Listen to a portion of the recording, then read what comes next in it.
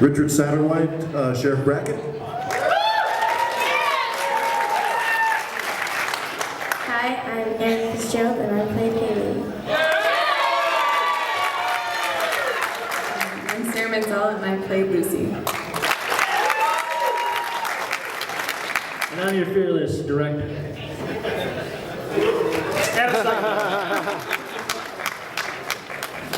All right, so what we'll do is I'm just going to ask a few questions to the cast, and then if there's any questions in the audience, feel free to shout it out, and we'll answer those questions.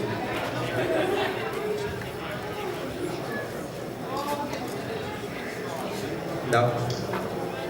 Okay. So let's start with Mr. Adam. What possessed you to come up with such a wacky concept for a film? Need the microphone too. The concept of Ombis came off of a previous film which I actually worked with Mr. Satterwhite called Final Night and Day. I don't know if anybody remembers that. And actually Sara Manzella was also in the film too. And both of these characters, I wanted to write another film, but I wanted to exploit more of their acting abilities. And when we wrote roles, there was always somebody in mind for these actors because of what they were able to contribute to on their previous film. And you know, I started thinking what we were going to do. And at first, I was going to make a werewolf film. And after pulling my hair out, trying to figure out how the hell to do that, I ended up deciding to take that script and morphing it into Ombis. And just a side note, the Richard Satterwhite character was actually a lot older in the first draft of the working script, and we kind of adapted the story along with that character, and it improved. You know, the age factor came down, and instead of a retired police officer on the verge of, well, actually, instead of on the verge of retiring, we made him an active officer, and there it is. But that was the concept, I guess. And Ombis stands for, because you ever look at the word zombie, okay? And you take the Z out, and take, well, let's see here, Z. Oh, you E, right, E. You take the E out, right. You take the Z and the E out, and you get Ombis. And, you know, when I was younger, I was told always to write what you know. And for a while, zombies is what I knew, and I kind of thought it was a good homage to that. Yeah, we were talking about, while we were sitting down, that it seems like a sci-fi zombie sort of homage. I also noticed that a lot of people got slimed in this film. So my question is, how hated are you right now by the cast and crew for all that slime? Well, none of them got slimed, so it's not fair. Was there anyone in the audience here that got slimed? My clothes are still dirty. Was it Emily? Aryn, at school, are you like the it girl now because you're a feature film star? No? This movie has done nothing for your rep? People come up to me in the hallway and be like, wait, you're in a movie? And I'll be like, yeah. And they'll be like, well, what's it called? And then I'll have to go through the whole thing over and over and over again. And it's just like, can't you just go tell people so I don't have to keep telling you all? Like, spread rumors. Come on, I don't want to keep telling people over and over and over again.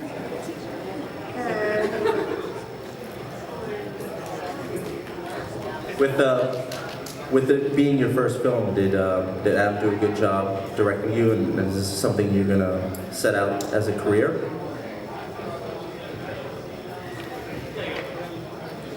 Actually, yes. Adam is like very professional, and the set made me feel like I was going from one home to the next home, and everything felt like I was with the people that I loved, and I was doing stuff that I loved. So everything was very comfortable, and I liked it, yeah.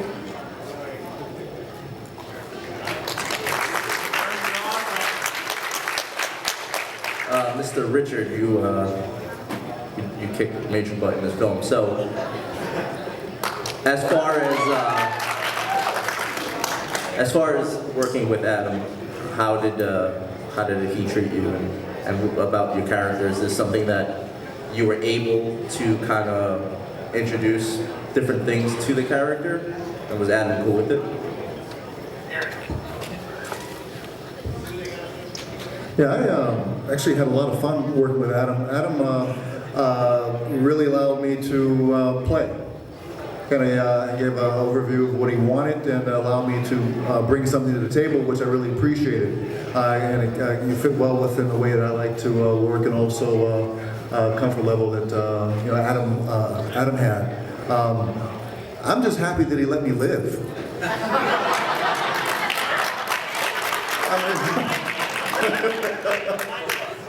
When, I think it has something to do with when I first talked to Adam about the film, I wanted to do it. I said, the only way I'll do this film is if I live. Why is it? I don't know, why is that? I cannot say it. It was so terrible. Well, I'll say it, because the black guy always dies. And we lost one, we had to keep another one alive. I feel the exact opposite way. I'm actually very frustrated that I didn't die, but Adam wouldn't kill a little girl.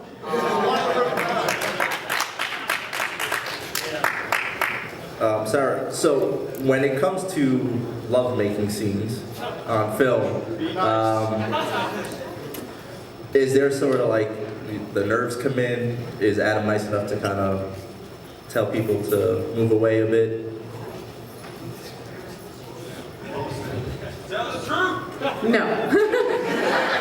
But we didn't ask him to. It doesn't really matter. It wasn't like supposed to be intimate in real life. It was very professional, and I guess it's one of those things where I guess you'd have to try it yourself. I can't really tell you that much about it. Hold on, there's more to that, by the way. If you ask Michael, we actually gave them alcohol that day, and I have a clean set always, alcohol-free, and then they were drinking, what was it? Whiskey. So, by the end of the night, they were pretty feeling love, if you know what I mean.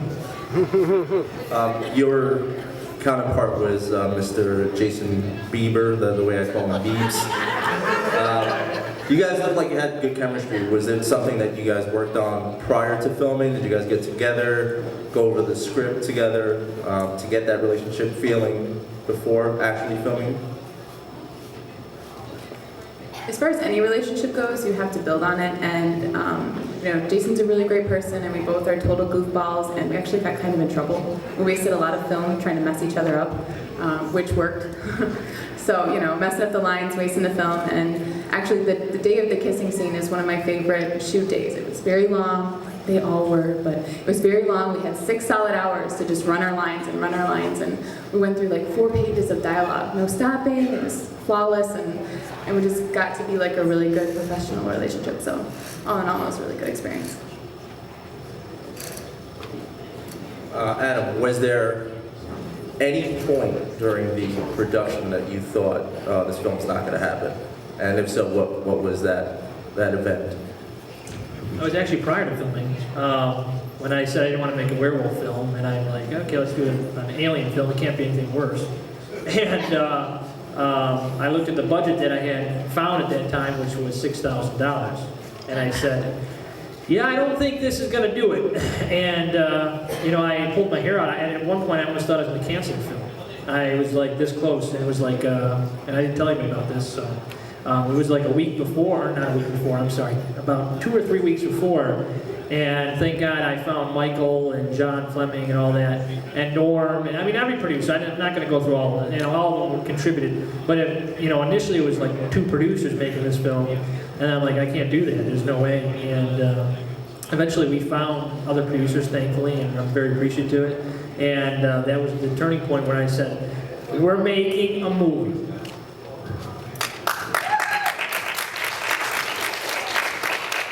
So at the end of the film, we see another meteor coming towards Earth. So is there something you want to announce here, that maybe an Ombis 2 down the road with the people that are up on stage right now?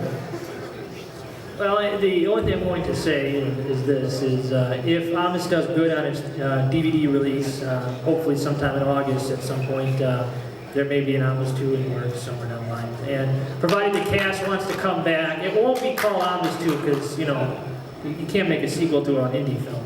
So it'll be something different. But it will be the same premise, and we will have some returning characters if they come back, and if the film actually is happening. I want to see what happens to Jason on the home planet. Yeah. We're going to prove it, right? Can each one of you up here kind of go through the casting process and how you landed the part? I guess I'll go first. General reading, and because I had done Final Night and Day, I didn't have to scream. They knew I could do it. General reading. Try out audition. I found out because of my mother, because she was in Final Night Day as an extra. And then we go to the filming, or the casting, and I had already known all of my lines, what pages they were on, the opposite lines. And they asked what page my lines were on, like they were asking the other producers. And I was like, oh, it's on page 8. They were like, wow, it actually is on page 8. And then they had me scream. And when I looked up, everybody was like, and they literally asked me, can we record your scream to use it for other people? And so yeah, I kind of got this, I got the role on the spot as the first person officially cast in Ombis.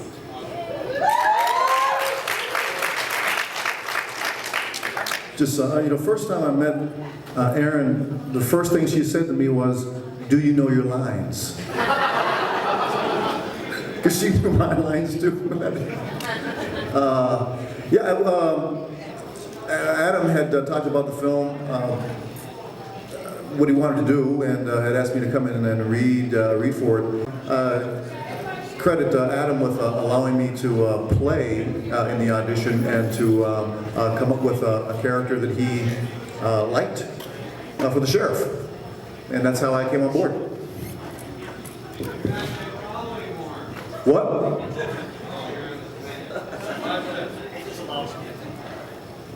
Is there a favorite scene that each one of you have of the film? Yeah, if so, can you just describe it to the audience? Should I go first? My favorite scene is actually with Richard Satterwhite and Aryn when they're in the police car. That's actually my favorite scene. And it was beautifully written by Terry Kimmel, and again, one of the writers on the film, and we stuck true, almost verbatim, to what that script in that section was, and it's very powerful. It's really good. My favorite cipher filming would have to be The Grain Mills, just because it was so cool, really creepy and scary, but really cool. My favorite scene, even just watching it now, would have to be the freak out when my dad explodes, just because I like to freak out and I thought it was really funny, I guess. I actually have two. One of them is the one in the police car, because it just went so smoothly. I think we only did like 6 takes, and that was just like 3 on each side. And then the other one would have to be any point in the film when we were at the grain mills, because on that one day I was celebrating my 13th birthday, as well as being the first film company to film at the grain mills.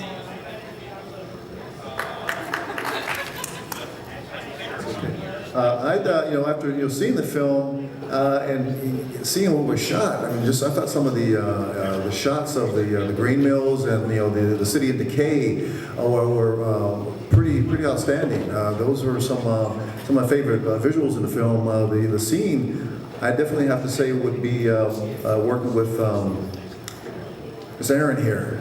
It was a lot of fun, and I found a young actor who had never done this type of work before, and her willingness to play and actually to have fun and to make that scene just seem so natural. That made it probably one of my favorite scenes in the movie, and just so much fun to film.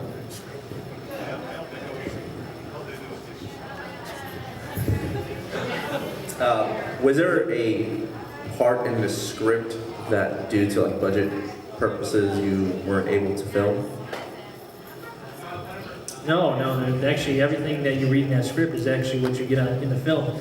There was a nudity scene originally, but we cut that because we wanted to keep it family friendly. But that was the only scene that we did cut. And you know what? In a horror movie and with the lighting of this production, we didn't need that. The film kicks ass without it, and you know what? I don't need boobs to sell my movie. Good job. Thank you. On set, sometimes people have practical jokers and alike. Were there anyone on set that was the clown of the group, or any embarrassing moments that you might want to share with us?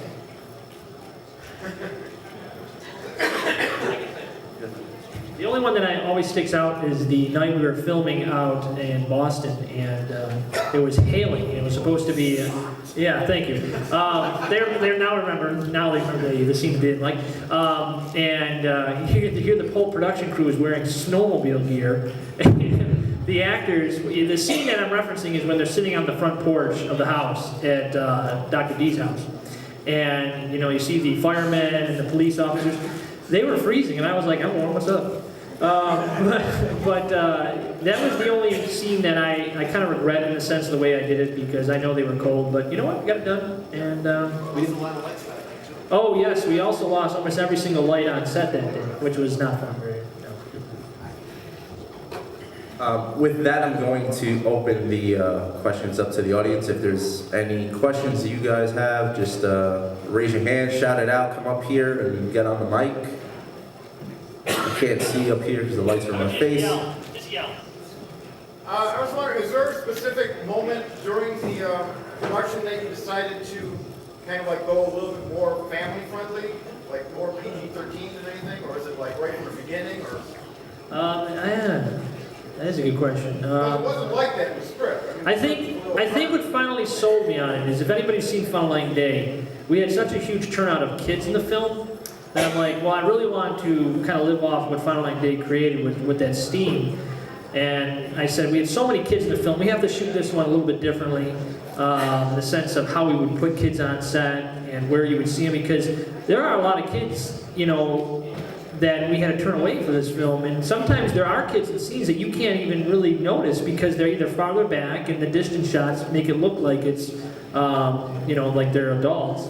But that moment, I think, on Fun Line Day, hearing all the that's why we don't have any F-words in this film, or really any swearing for that matter, is I wanted to make sure that all audiences could come see it. I mean, The Walking Dead on TV is more graphic than what we just showed you tonight, so I really just wanted to make sure we focused on the story element of it all. Any other questions? Shout it out. No? Aryn, honey, what was your favorite moment filming? What was your favorite memory? It would have to be filming at the grain mills, because the entire crew got me a cake and a birthday card, and it was very sentimental. I'm celebrating my 13th birthday on my 13th birthday at the grain mills, because it was so beautiful there.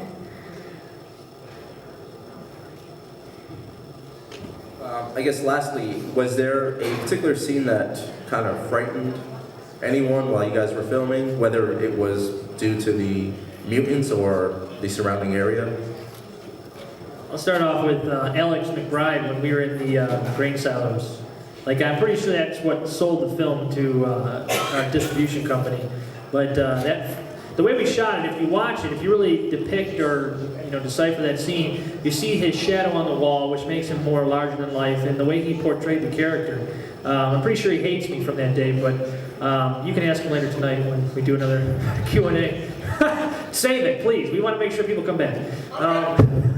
But that was my scariest moment, and it was also a scariest moment because sometimes we'd be walking.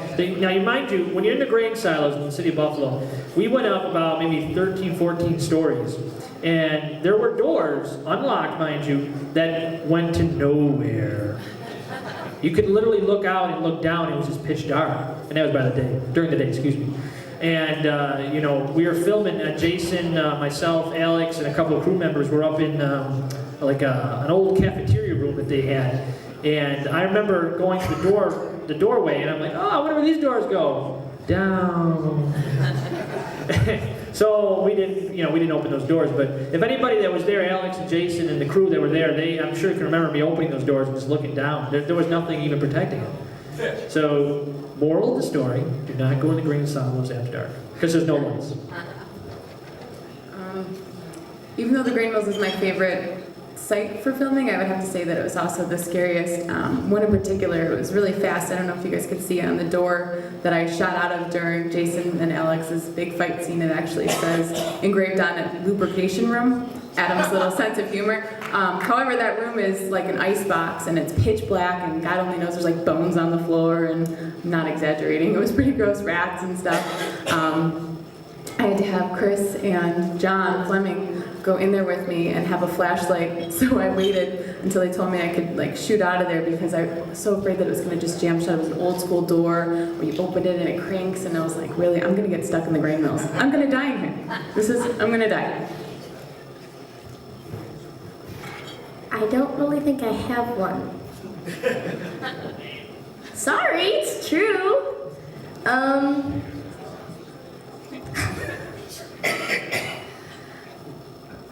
I don't know. Yeah, I don't think I have one. Unfortunately. I guess one of the, shooting, one of the things that really scared, you're talking about what scared us during the filming, was probably that last fight scene between myself, Jason, and Richard Satterwhite, who played the Nemesis. It was, on screen, it was a real quick cut. You see Jason bring a large branch over the head of the Nemesis. The branch, they had scored it so that when it made contact, it would snap in half. At least that's what we thought. When Jason swung and hit Rich in the head, it didn't break. And we actually stopped filming because we thought for sure he had a concussion and a lot of other things. We were really, really scared there for a moment. And the fact that we were all bruised from flipping and falling and missing all the crash mats that were on the ground.